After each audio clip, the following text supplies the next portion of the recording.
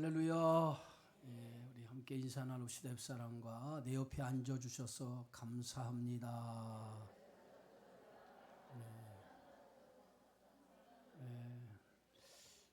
어쩔 때 보면 아무도 내 옆에 안 앉으실 때가 있거든요. 그럼 대단히 허전해요. 근데 내 옆에 앉아 있다라고 하는 것만큼 든든하잖아요. 여러분 한밤중에 시골길을 혼자 걸어간다고 생각해 보세요. 굉장히 무섭죠. 근데 한 사람만 옆에 같이 걸어가면 그렇게 무섭지 않아요. 하나 혼자 있는 거하고 둘이 있는 거하고 또 셋이 있는 거하고 다르잖아요. 그죠? 그런 처럼 신앙생활도 함께 하는 게 대단히 좋은 거예요. 특별히 함께 내 옆에 앉아서 은혜 받는 그 시간에 함께 은혜 받는다라고 하는 것은 대단히 좋은 거예요. 옆 사람과 다시 한번 인사합시다. 당신이 있어서 대단히 행복합니다.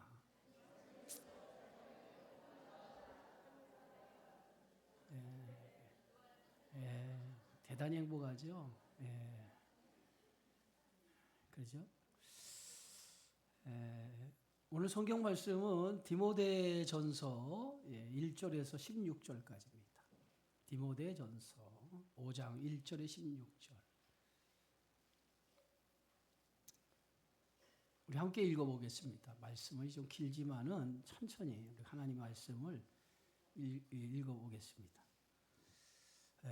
늙은이를 꾸짖지 말고 권하되 아버지에게 하듯 하며 젊은이에게는 형제에게 하듯 하고 늙은 여자에게는 어머니에게 하듯 하며 젊은 여자에게는 온전히 깨끗함으로 자매에게 하듯 하라.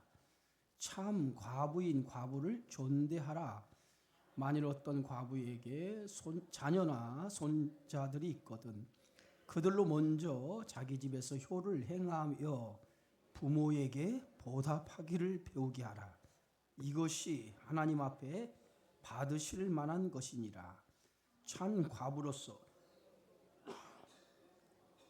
소망을 두어 주야로 항상 간구와 기도를 하거니와 향락을 좋아하는 자는 살았으나 죽었느니라. 내가 또한 이것을 명하여 그들로 책망받을 것이 없게 하라. 누구든지 자기 친족, 특히 자기 가족을 돌보지 아니하면 믿음을 배반한 자요 불신자보다 더 악한 자니라. 과부로 명부에 올릴 자는 나이가 60이 덜 되지 아니하고 한 남편의 아내였던 자로서 선한 행실의 증거가 있어 혹은 자녀를 양육하며 혹은 나그네를 대접하며 혹은 성도들의 발을 씻으며 혹은 환난 당하는 자를 구제하며 혹은 모든 선한 일을 행한 자라야 할 것이요 젊은 과부는 올리지 말지니 이는 정욕으로 그리스도를 배반할 때 시집가고자 함이니 처음 믿음을 저버렸으므로 정죄를 받느니라. 또 그들은 게으름을 익혀 집집으로 돌아다니고 게으를 뿐 아니라 쓸데없는 말을 하며 이를 만들며 마땅히 아니할 말을 하나니 그러므로 젊은이는 시집가서 아이를 낳고 집을 다스리고 대적에게 비방할 기회를 조금도 주지 말기를 원하노라. 이미 사탄에게 돌아간 자들도 있도다. 만일 믿는 여자에게 과부 친척이 있거든 자기가 도와주고 교회가 짐지지 않게 하라. 이는 참 과부를 도와주게 하려 함이라. 아멘. 디모데는 비교적 이 젊은 나이에 예배소 교회의 담임자로 파송을 받습니다. 아마 디모데가 한 30대 초반인 것 같아요. 30대 초반에 이제 예배소 교회의 이제 담임자로 파송을 받아요. 젊은 나이에 예배소 교회에 파송을 했던 사도 바울은 이 디모데에 대한 애정도 있지만 염려가 있었어요. 저 젊은 나이에 문제가 많은 디모데 교회, 예배소 교회에 파송을 하니까 디모데가 어떻게 이 예배소 교회를 잘 치리할까? 목회자로서 교회 성도들의 관계가 좋을까? 그런 염려가 있었어요. 그런 염려가. 그래서 그런 염려로 인해서 쓴 편지가 이 디모데서거든요. 여러분, 교회 안에는 다양한 구성원이 있어요. 다양한 구성원. 제가 보면 여기도 보면 80이 넘은 우리 권사님도 계시고, 또 여기서 뭐 젊다고 해봤자 뭐 40대는 별로 없는 것 같네요. 근데 교회에는 다양한 구성원이 있잖아요. 그 어린아이부터 시작해서 장년에 이르기까지 다양한 구성원이 있어요. 뭐 청년, 그다음에 그 젊은 그러한 세대, 뭐 그리고 뭐예요? 나이 드신. 그래서 성경은 이렇게 표현했어요. 늙은이 젊은이라고 표현했어요. 말이 좀 그렇죠. 요새 뭐 늙은이라고 하나요? 그렇게 얘기하지 않아요. 그런데 성경의 번역을 그렇게 했어요. 늙은이 젊은이, 늙은 여자 젊은 여자, 늙은 남자 젊은 남자, 이렇게 번역을 했어요. 이렇게 교회 안에는 다양한 구성원들이 있는데 그 다양한 구성원들과 목회자는 항상 관계를 가져야 돼요. 관계. 그죠? 나이 먹은 성도들, 우리 80이 넘은 우리 어르신 권사님하고 목회자하고도 관계를 가져야 돼요. 그잖아요. 제가 그 권사님들을 이렇게 따뜻하게 대해주지 않으면 권사님들 금방 삐져요. 삐진다는 얘기하는 거, 이 얘기 듣고 또 삐져요. 그만큼 이 나이 드신 우리 권사님들은 사랑이 많아요. 굉장히 사랑이 많아요. 굉장히 사랑이 많아요. 뭐 맛있는 거 먹어도 늘 저를 생각을 해요. 그죠? 한때는 제가 이제 그 우리 교회에서 권사 야유회를 갔는데 이제 간식을 주잖아요. 싸가지고. 그런데 거기에 누룽지 누룽지 같은 이렇게 눌려서 주는 과자가 하나 있었어요. 제가 맛있게 먹었거든요. 근데 그 다음 주에 아예 한 통을 가져왔어요. 목사님이 맛있게 먹더라고. 그만큼 사랑이 많아요. 아주 사랑이 대단히 많습니다. 이렇게 목회자와 성도들은 이렇게 여러 계층의 사람들하고 관계를 가져요. 근데 그 관계가 대단히 중요하거든요. 목회자와 성도의 관계가 대단히 중요해요. 그 관계가 삐걱대면 성도들의 신앙생활에 대단히 어려운 거예요. 그렇잖아요. 목회자의 관계가 잘못되거나 삐걱대면 신앙생활에 대단히 어려워요. 그래서 시험이 든 성도들 가운데에 목회자의 관계 때문에 시험이 든 분들도 대단히 많거든요. 그러니까 그만큼 목회자와 성도들의 관계가 대단히 중요하다는 거예요. 그러니까 오늘 지금 디모데가 에베소 교회에 파송을 받았는데 젊은 나이에 30대 초반의 나이에 에베소 교회에 파송을 받았는데 에베소 교회 안에는 다양한 연령층의 사람들이 있는데 이 젊은 나이에 어떻게 목회자로서 목회 초년병이 어떻게 에베소 교회 성도들을 대할 수 있을까? 관계가 어떻게 잘 될까? 그것에 대한 염려가 있었다는 거예요. 요즘에 보면 목사 안수를 받으면 30대 초반이에요. 신학대학을 졸업하고 일찍 목사 안수를 받는 사람들은 20대 후반에 목사 안수를 받는 사람이 있어요. 특별히 군목 시험에 붙으면 이제 군목이 이제 2학년 때 시험을 보거든요. 그 군목 시험을 보면 대학교 2학년 때 시험을 보면 군목 합격하잖아요. 그럼 졸업하면 군목으로 가요.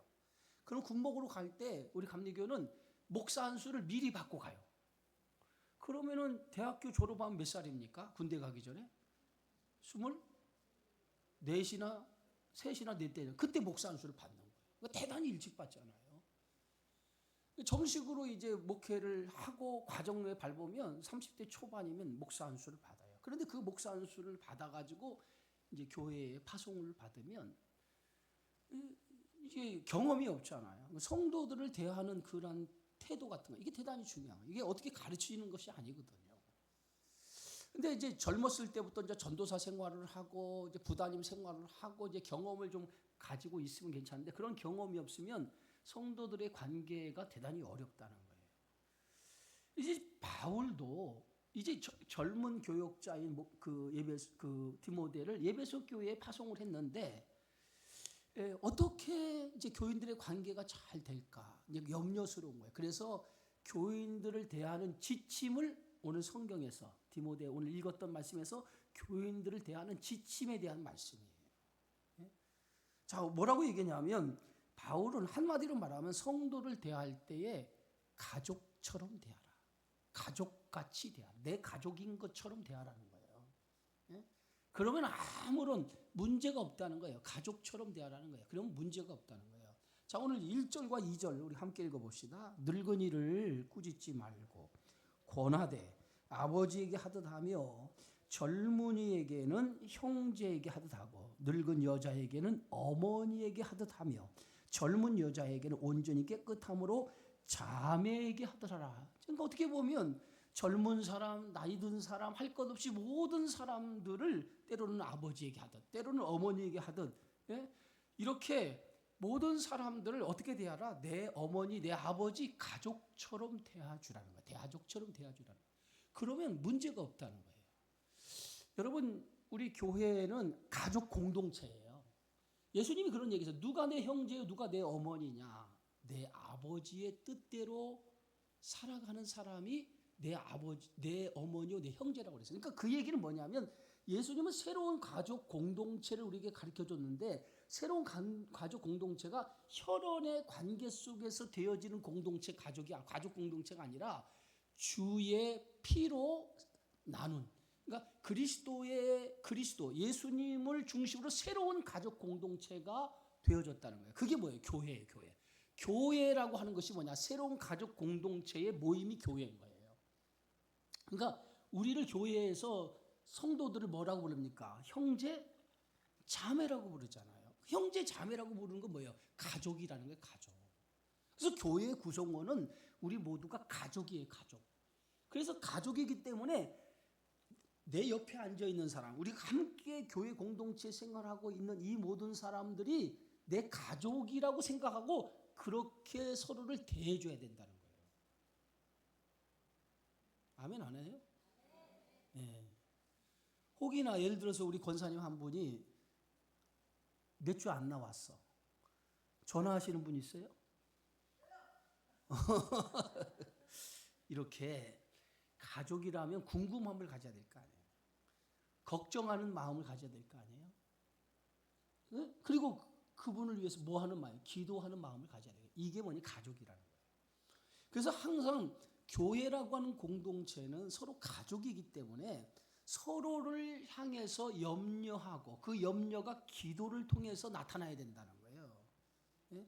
그러한 가족에 대한 예가 없으면 진정한 가족 공동체가 될 수 없다는 거예요. 그래서 가족은 뭐예요? 서로를 사랑하는 자나 사랑의 공동체가 가정 아니겠습니까? 그런 공동체가 되어줄 수 있도록 목회자는 뭐예요? 늘 성도들을 내 가족이라고 생각하고 그렇게 대하라라고 말하는 거예요. 이게 첫 번째예요. 두 번째는 뭐냐면 오늘 3절입니다. 여러분이 좀 읽기에 좀 거북한 사람들도 있죠.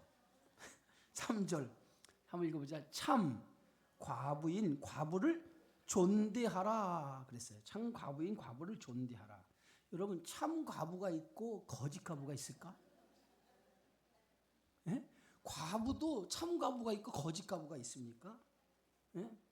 여기서 말하는 참 과부라고 하는 말은 남편을 사별한 여성을 말하는 거예요. 남편을 사별한 여성. 그런데 남편을 사별한 여성인데 그 중에서도 그를 돌보아 줄 수 있는 사람이 아무도 없는 그러한 여자를, 그러한 과부를 참 과부라고 하는 거예요. 과부 중에도 남편을 사별했지만 그를 돌보아 줄 수 있는 가족이나 여러 사람도 있을 거 아니에요. 그런 사람을 말하는 게 아니라 여기서 말하는 참 과부라는 것은 남편이 없어요. 남편은 일찍 죽었어요.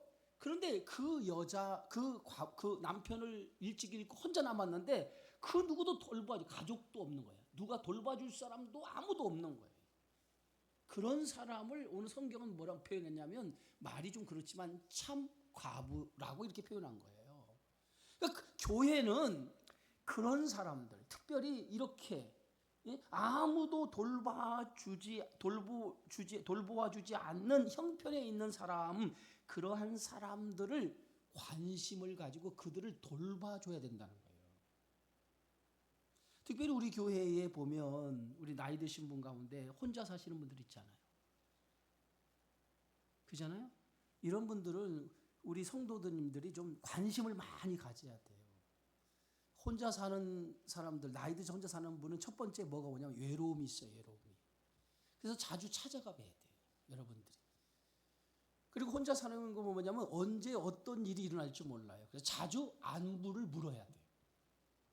이쪽에 있는 사람은 아멘 좀 하시고 이쪽에 있는 사람 고개만 끄덕이시면 돼요. 무슨 얘기 알겠어요? 그게 뭐냐면 가족이라고 그랬잖아요. 가족 공동체니까. 그래서 이렇게 정말 혼자 사시는 분들, 이분들이 애롭지 않도록 또 그들이 건강에 대해서 어떤 문제가 일어날지 모르니까 자주 안부를 묻는 것이 가족 공동체, 우리 성도들이 해야 될 역할 가운데 하나라는 거예요.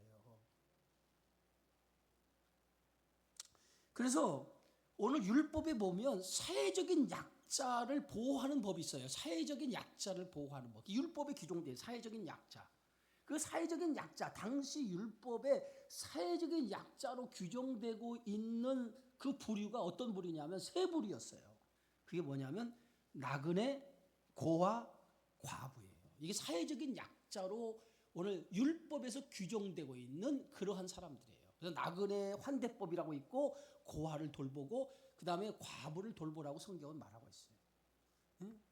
교회는 이런 사람들, 사회적인 약자에 대해서 관심을 가져야 돼요. 돈 있고 이런 힘 있는 사람에 대해서 관심을 갖고 어떤 분들 그러더라. 목사님은 돈 많은 사람만 좋아하는 것 같아. 그러면 안 되죠, 교회가. 목사님들이 또 그러면 안 되죠. 돈 많은 사람을 좋아하고 더 관심을 갖는 그러한 교회가 돼서는 안 되죠. 교회의 가치는 이렇게 사회적인 약자, 그런 사람들에게 더 관심을 가지고 그런 사람을 더 돌보는 그러한 일을 교회가 해야 된다. 그래서 교회가 구제하는 일 그리고 돌보는 일을 하잖아요. 그런데 그 돌보고 구제하는 초점은 뭐냐? 사회적인 약자에 대한 돌봄과 관심이 있어야 된다는 거예요. 그게 교회예요, 교회. 응? 그래서 교회는 부자들을 위한 교회가 아니라 그런 사회적인 약자들을 위한 교회, 그리고 그들을 교회 안에서 살피는 일을 해야 돼요. 그래서 옛날에 교회에는 구제헌금을 따로 두었어요. 구제헌금. 어떤 교회는요, 교회 앞에 뭘 두냐면 이런 화물 하나 둬가지고 이웃을 위해서 쌀을 거기다 가득 담아놨어요. 누구든지 쌀이 필요한 사람은 가져가라는 거예요, 거기서. 그런 교회도 있어요. 교회 앞에 보면 통이 있어가지고 쌀을 갖다 놓고 필요한 사람을 가져가도록 이러한 교회도 있단 말이에요. 그러니까 교회가 그런데 구제하는 일, 어려운 일을 돕는 일, 그런 일에 관심을 가져야 된다는 거예요. 그러니까 여러분도 좋은 일 있으면 헌금을 많이 하세요. 아멘을 안 하네 또 이런 데는. 왜냐하면 이게 다 사회적인 어려운 일을 돕는 일을 하는 거거든요. 그래서 그런 사람들을 돌보라고 성경은 말하고 있어요. 제가 우리 신관희 권사님한테 그렇게 얘기했어요. 지난주에 권사님, 교회 안에 혼자 사시는 분들 다 소집을 하세요. 제가 옷닭을 한번 대접하겠습니다. 그랬어요. 옷닭을 혼자 사시는. 그랬더니 권사님이 몇 명인가 이렇게 되더라고. 그러면 세보니까 되게 많은 거야. 그래서 내가 숫자 상관없이 혼자 사시는 분 다 한번 모여서 제가 밥 한 끼 대접하겠습니다. 제가 이 설교를 하기 위해서 한 게 아니라 내가 지난주에 모여서 그 식사하는 자리에서 제가 그런 얘기했어요. 권사님, 제가 그래서 해서 일정을 알려주라고 그랬죠. 그냥 지나가는 말로 들으셨나 모르겠는데, 몇 살부터 내가 얘기했잖아. 혼자 사시는 분, 혼자 사시는, 예?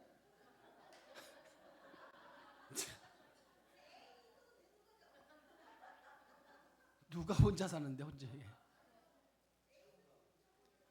아니 제가 얘기했잖아요. 이렇게 꼭 얘기해야 돼요. 과부가 된 사람 꼭 이렇게 얘기해야 돼요.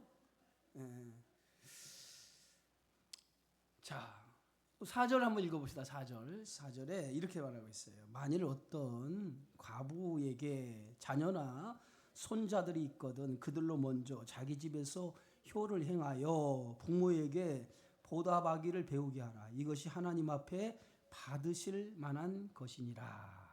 여러분, 이 말이 뭐냐면 어떤 과부에게 자녀나 손자들이 있거든 그들로 먼저 자기 집에서 효를 행하여 그랬어요. 이 얘기는 뭐냐면 이 자녀들이나 손자들에게 효를 가르치라는 거예요. 효를 가르치는 거예요. 부모를 공경하는 것처럼 자녀들에게 효를 가르치라는 거예요. 예? 여러분 에베소서 6장 2절이 뭐냐면 자녀들아 내 아버지와 어머니를 공경하라. 이것이 약속 있는 뭐예요? 첫 계명이라고 그랬어요. 첫 계명이 뭡니까? 10계명에 10가지 계명이 있는데 1에서 4번째까지의 계명은 누구를 위한 계명이에요? 하나님을 위한 계명이에요. 5번째부터 6번째는 10번째는 인간을 위한 계명인데 인간에게 주신 계명의 첫 번째가 뭐냐? 부모를 공경하라는 거예요. 그래서 약속 있는 첫 계명이라는 거예요, 이게. 그래서 이 공경이라고 하는 말이 뭐냐면 티마라고 하는 거예요. 높이 여기다, 높이 여기다라고 하는 말이거든요. 예? 그래서 부모를 공경하는 그 일이 어떤 일이냐? 우리 성경 보면 하나님 앞에 받으실 만한 것이다 라고 얘기하고 있어요. 그럼 하나님 앞에 받으실 만한 것이다 라고 하는 이 말이 뭐냐면 우리가 하나님 앞에 드리는 것이 뭐냐면 예배예요, 예배. 그죠? 우리가 오늘 하나님 앞에 예배를 드리잖아요. 올려드리잖아요. 그럼 하나님 앞에 하나님이 이 예배를 뭐 하시는 거예요? 받으시잖아요. 그런 것처럼 이 부모를 공경하는 것은 하나님 앞에 예배 드리는 일 못지않게 중요하다는 거예요. 하나님이 받으실 만한 것이라는 말은 예배도 하나님 받으시지만 부모를 공경하는 일도 하나님께 영광을 돌리는 것과 동일한 것이라는 거예요. 응? 그렇기 때문에 우리가 뭐예요? 부모 공경하는 것처럼 오늘 누구를 공경해야 돼? 이렇게 홀로 살아가는 사람, 아무도 돌볼 사람이 없는 그들을 이렇게 공경하는 것이 마땅한 일이라는 거예요. 그래서 그렇게 공경하도록, 그렇게 없는 사람들을 공경하고 이렇게 하도록 가르치라는 거예요. 부지런히 가르치라는 거예요. 그것이 뭐예요? 교회의 가치고 성도들이 해야 할 일이라고 오늘 성경은 말하고 있는 거예요. 또 5절 6절 한번 읽어봅시다. 참 과부로서 애로운 자는 하나님께 소망을 두어 주야로 항상 간구와 기도를 하거니와 향락을 좋아하는 자는 살았으나 죽었느니라. 여기 보면 두 종류의 과부가 있다는 두 종류. 과부도 두 종류의 가운데 참 과부가 있는데 그 참 과부는 아까 뭐라고 그랬어요? 참 과부라는 말이 뭐라고 그랬어요? 네? 아무도 돌보아 줄 수 없는 사람. 그런데 이 참가부라고 하는 이 말의 의미는 또 하나의 의미가 뭐냐면 그들은 뭐야? 하나님께 오직 소망을 두고 살아가는 사람이라는 거예요. 오직 하나님께 소망을 두고 살아가는 사람이라는 거예요. 그게 뭐예요? 참가부라고 얘기했어요. 예? 하나님께 소망을 두고 살아가는 사람. 혼자 살았지만은 그의 모든 인생의 모든 초점을 하나님 앞에 두고 오직 하나님께만 소망을 두고 살아가는 사람들. 그게 참과부예요. 그런데 일부 과부 중에서는 하나님께 소망을 두기보다는 어디에? 세상의 향락을 좋아하는 사람도 있다는 거예요. 알겠어요? 세상의 향락을 좋아하는 사람. 그 두 종류예요. 오직 하나님께 혼자 된 사람 중에 오직 하나님께 소망을 두고 살아가는 사람과 세상의 향락을 좋아하며 살아가는 사람이 있다는 거예요. 그런데 교회가 관심을 가지고 도와줘야 될 사람은 어떤 사람이냐? 세상의 향락을 좋아하고 세상을 향해서 나가는 그런 사람을 도와주라는 얘기가 아니라 어떤 사람을 도와줘요? 하나님 앞에 소망을 가지고 저렇게 소망 안에서 이렇게 신앙생활 열심히 하는 사람들을 관심을 가지고 도와주라는 거예요. 무슨 얘기 알겠어요? 그게 오늘 성경 말씀이에요. 예? 당시 왜 이런 얘기를 하냐면 당시에 여성이 일할 기회가 많지 않았다는 거예요. 지금은 나이가 들어도 혼자 돼도 일할 기회가 많잖아요. 남편이 가져다 주는 가지고 사는 시대가 있었고 옛날에는 그랬잖아요. 뭐 여자가 일하려고 해도 일할 거리가 없는 거예요. 그러니까 남편이 벌어다 주지 않으면 먹고 살기가 대단히 힘들었단 말이에요. 근데 이 시대가 그런 거예요. 이때 이 시대는 남편이 벌어다 주지 않으면 먹고 살기가 대단히 힘든 시대. 여자가 뭐 일거리 찾으려도 일거리가 없는 거예요. 이런 시대에 여자가 혼자 돼봐요. 얼마나 앞이 캄캄하겠어. 남편이 뭔가 남편이 벌어서 먹고 살았는데 남편이 하루아침에 없어지니까 혼자 살아가기 얼마나 힘들었어요. 그래서 그만큼 살아가기가 힘들었단 말이에요, 과부들이. 그런데 그 중에서도 재산이 많이 남겨주고 남편이 갔어. 그런 사람들은 뭐요? 괜찮잖아요. 그런 사람이 뭐요? 세상의 향락을 쫓아가는 사람이 있었다는 거예요, 그 중에서. 그래서 교회가 창가부를 도와주라고 하는 말은 정말 사회적으로도 굉장히 힘들고 어렵게 살아가는 그러한 성도들을 교회 안에서 돌봐줘야 된다라고 하는 의미에서 그렇게 얘기하는 거예요.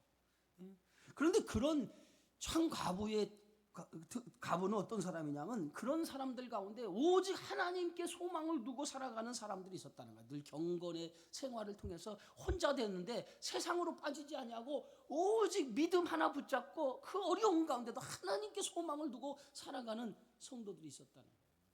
그런 성도들을 교회가 따뜻하게 관심을 가지고 그런 사람들을 늘 위로해주고 도와주라는 거예요. 성경에 보면 혼자 돼서 평생 하나님을 바라보면서 예수 그리스도가 오시기만을 기다리며 성전에 생활하는 사람이 있었어요. 누구죠? 안나죠. 그런 사람. 혼자 됐는데 평생 성전을 떠나지 않냐고 기도하며 하나님께 소망을 두고 살아가는 그런 사람들의 관심을 가지고 그런 사람들을 도와주라는 거예요. 자, 그런데 당시에 어떤 사람들이 있었느냐? 향락을 좋아하는 사람도 있었다는 거예요. 그런데 그런 사람은 오늘 성경은 뭐라고 하냐? 6절에 이렇게 말합니다. 향락을 좋아하는 자는 살았으나 죽었느니라. 그들은 정말 하나님께 소망을 두지 않고 세상을 좋아하는 사람이기 때문에 그들을 죽은 사람이라고 이렇게 표현하고 있어요. 자, 7절, 이제 8절입니다. 시작. 누구든지 자기 친족, 특히 자기 가족을 돌보지 아니하면 믿음을 배반한 자요, 불신자보다 더 악한 자라고. 성경은 단호하게 얘기해요. 누구든지 자기 친족, 특히 자기 가족을 돌보자 하면 자기 친족이나 자기 가족을 돌보지 아니하는 사람은 뭐예요?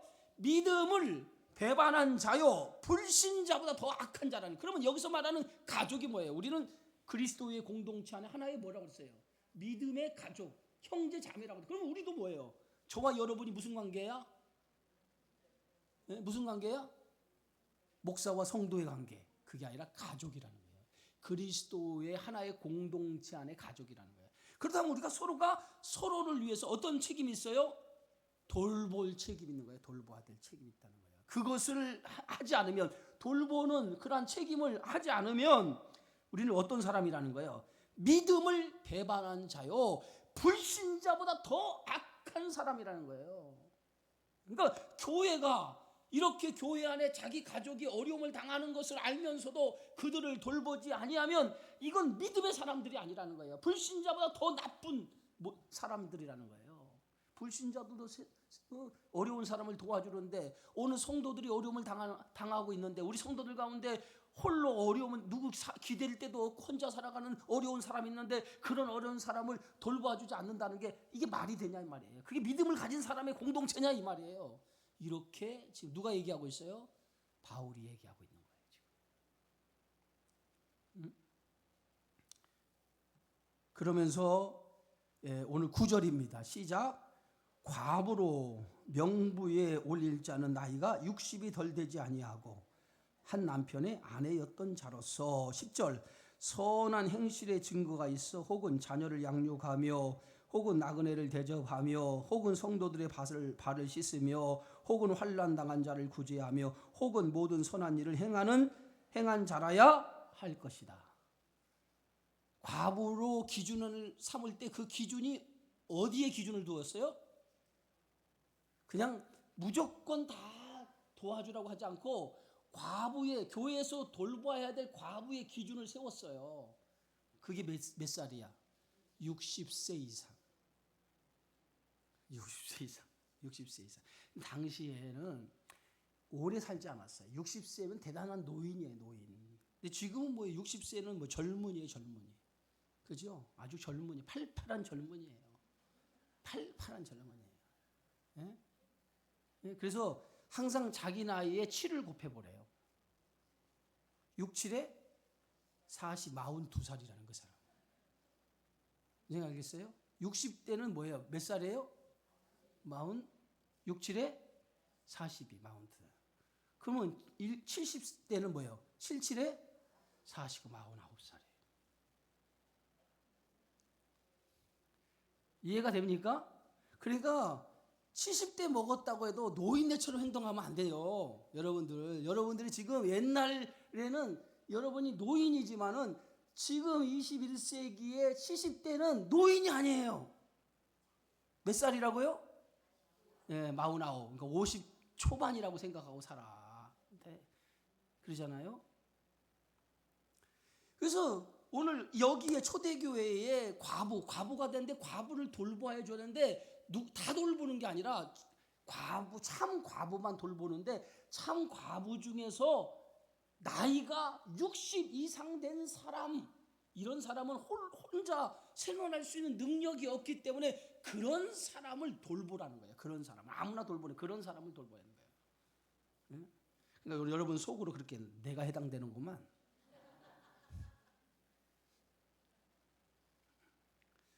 그런데 그 사람을 돌보는데 그냥 돌보는 게 아니라 그 선한 행실이 있었던 사람 중에서 돌봐주라는 거예요. 예? 그래서 10절에 보니까 선한 행실의 증거가 있어. 혹은 자녀를 양육하며, 혹은 나그네를 대접하며, 혹은 성도들의 발을 씻으며, 혹은 환난당한 자를 구제하며, 혹은 모든 선한 일을 행하는 자. 결국은 뭐냐? 이 사람이 믿음으로 선한 모습을 많이 보여줬던 사람, 그 사람이 혼자 되어서 이렇게 누가 돌보는 사람이 없을 때 그런 사람을 돌봐주라는 거예요. 그런 사람을 돌봐주라. 그게 오늘 성경의 가르침이에요. 자, 그러면서 11절부터 이제 읽어봅시다. 13절까지 시작. 젊은 과부는 올리지 말지니 이는 정욕으로 그리스도를 배반할 때 시집가고자 함이니 처음 믿음을 저버렸으므로 정죄를 받느니라. 또 그들은 게으름을 익혀 집집으로 돌아다니고 게으를 뿐 아니라 쓸데없는 말을 하며 이를 만들며 마땅히 아니할 말을 하나니. 젊은 과부는 과부의 명단에 올리지 말라는 거예요. 젊은 과부. 그러니까 60대 미만의 과부는 명단에 올리지 말라는 거예요. 그들을 도와주려고 생각하지 말라 이거예요. 그들은 무슨 생각을 해요? 시집갈 궁리를 한다는 거예요. 시집갈 궁리를 한다는 거예요. 시집갈 궁리를. 예? 예? 또 그들이 뭐예요? 믿음을 저버려서 시집갈 궁리를 하고 게으름을 익혀 집집으로 돌아다니 게으를 뿐 아니라 쓸데없는 말을 하고 다니며 일을 만들며 마땅히 아니할 만한. 이게 뭐냐면 그들은 뭐래요? 집집마다 다니면서 쓸데없는 말을 하고 다닌다는. 쓸데없는 말을. 그래서 일을 만든다는. 일을 만든다. 그러니까 교회에 분란을 일으키는 사람들이 될 수 있다는 거예요. 그런 사람은 도와주지 말라는 거예요. 여러분, 교회 모임이라고 하는 것은 항상 거룩한 모임이 돼야 돼요. 거룩한 모임. 여러분 속회 모일 때에 그냥 쓸데없는 얘기 막 하지 말고 거기서 거룩한 모임이 돼야 돼요. 뭔지 알겠어요? 속회에 모이면 뭐 내 집이 금덩어리가 몇 개 있고 나 저 집은 금덩어리가 몇 개 이런 얘기 하지 말고 금덩어리 없는 집이 어디 있어요? 다 있는데. 그런 얘기 하지 말고 은혜 되는 얘기만 해요. 은혜 되는. 그리고 또 앉으면 뒷담화 남 얘기하는 것처럼 재미있는 것이 없다고 그러잖아요. 앉아가 남이 있는 얘기 막 거품을 물고 얘기하지 말고 뭐예요? 무슨 얘기를 해요? 신앙적인 얘기를 해요. 신앙적인 얘기. 그래서 은혜로운 얘기를 해서 돌아갈 때 뭔가 은혜가 돼서 돌아가야지 실컷 그런 쓸데없는 얘기했다가 돌아가면 뭐 돌아갈 때 상처를 받아서 돌아가는 사람도 있단 말이에요. 세상 얘기하다가 상처를 받는 사람이 있어요. 그런 얘기하면 안 돼. 교회에서는 거룩한 모임이 돼서 말 한마디도 은혜를 나누는 대화가 돼야 돼요. 그럴 때에 뭐예요? 그 교회 와서 그 사람의 은혜로운 말 때문에 용기도 얻고 위로도 받고 힘도, 아멘을 해봐요. 힘도 얻고 돌아가는 거야. 그런데 괜히 세상적인 얘기했다가 그 소리에 상처받아가지고 돌아가면 교회 오고 싶어요? 그나마 믿음 있는 사람은 그래도 이기고 나오는데 믿음 없는 사람은요 실족해서 교회 안 온단 말이에요. 교회 갔더니 맨 이상한 소리만 해가지고 실족한다. 그러니까 교회 모임이 대단히 중요한데 은혜로운 모임이 되도록 무슨 일 알겠어요? 그렇게 해야 돼. 근데 젊은 가부들이 쓸데없이 막 시간이 많잖아. 남편의 규제도 안 받으니까 남편도 없으니까 살만하니까 쓸데없이 막 이 집저집 돌아다니면서 뭐해?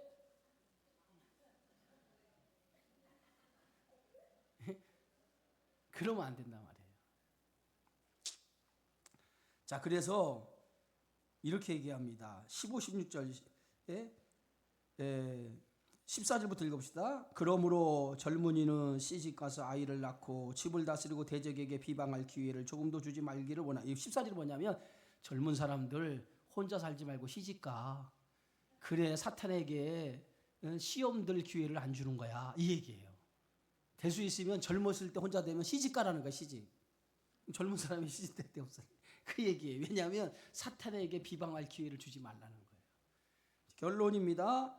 자, 15, 16절 시작. 이미 사탄에게 돌아간 자들도 있도다. 만일 믿는 여자에게 과부 친척이 있거든 자기가 도와주고 교회가 참지 않게 하라. 이는 참 과부를 도와주게 하려 함이라. 이게 뭐냐면 교회 재정을 쓰는 데 있어서 함부로 아무데나 쓰지 말고 꼭 필요한 데 쓰라는 거예요. 꼭 필요한 데. 정말 교회가 재정을 쓰는데 아무나 도와주지 말라는 거야. 아무나 도와주지 말라는 거야. 뭔가 정말 저 사람이 정말 필요한 사람, 정말 도와줘야 할 사람, 그런 사람을 구별해서 도와주라는 거예요. 그러니까 교회 오면 무조건 다 도와달라고 그렇게 얘기하지 말고 정말 도와줘야 할 사람만 도와주라는 거예요. 그래야 교회 재정을 바르게 쓰라는 거예요. 그게 결론이에요. 그래서 오늘 이 말씀은 디모데가 젊은 나이에 에베소 교회에 파송을 받아서 교인들의 관계 그리고 교회를 어떻게 치료하는지 그것을 가르치고 있는 거예요. 이 말씀을 잘 우리가 깨달았다가 교회는 뭐예요? 우리 가족 공동체라고 하는 것을 여러분 아시고 항상 남을 나보다 낮게 여기는 예수님의 마음으로 신앙생활을 그렇게 여기며 살아갈 때에 교회가 더 사랑이 넘치는 아름다운 교회가 되리라 믿습니다. 기도합시다. 하나님 은혜 고맙습니다. 오늘 디모데에게 주신 이 말씀을 잘 깨닫게 하시고 교회 공동체가 서로